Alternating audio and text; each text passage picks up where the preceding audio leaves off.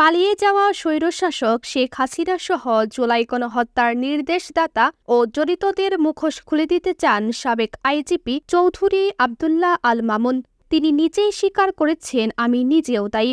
আজ আন্তর্জাতিক অপরাধ ট্রাইব্যুনালে চাঞ্চল্যকর এই স্বীকারোক্তি দেন তিনি।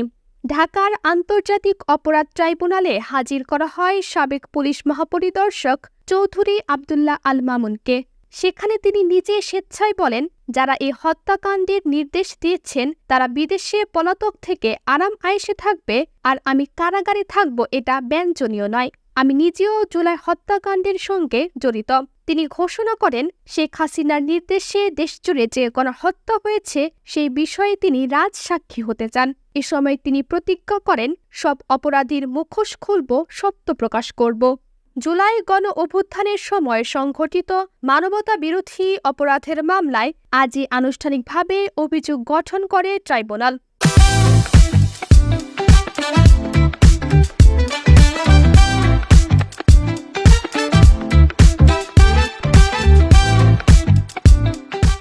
বিচারপতি মোহাম্মদ গোলাম মর্তুজা মজুমদারের নেতৃত্বাধীন আন্তর্জাতিক অপরাধ ট্রাইব্যুনাল এই আদেশ দেয়।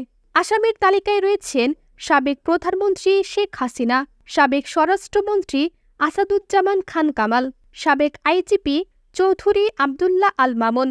আদালত শেখ হাসিনা ও কামালের অব্যাহতির আবেদন খারিজ করে তাদের বিরুদ্ধেও বিচার শুরুর নির্দেশ দেন। জুলাই-আগস্টে দেশব্যাপী সংঘটিত রক্তাক্ত গণহত্যার ঘটনায় মানবতাবিরোধী অপরাধের মামলা দায়ের করে প্রসিকিউশন। তদন্ত ও তথ্য উপস্থাপনের ভিত্তিতে আদালতে ৩ জনের বিরুদ্ধে অভিযোগ গঠনের প্রস্তাবনা পেশ করা হয়।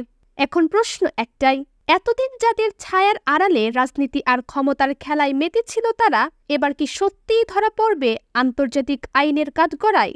সাবেক আইজিপির এই স্বীকারোক্তি কি শুধুই বিবেকের তাড়না, নাকি বড়সড় কিছু ফাঁসের আগাম বার্তা?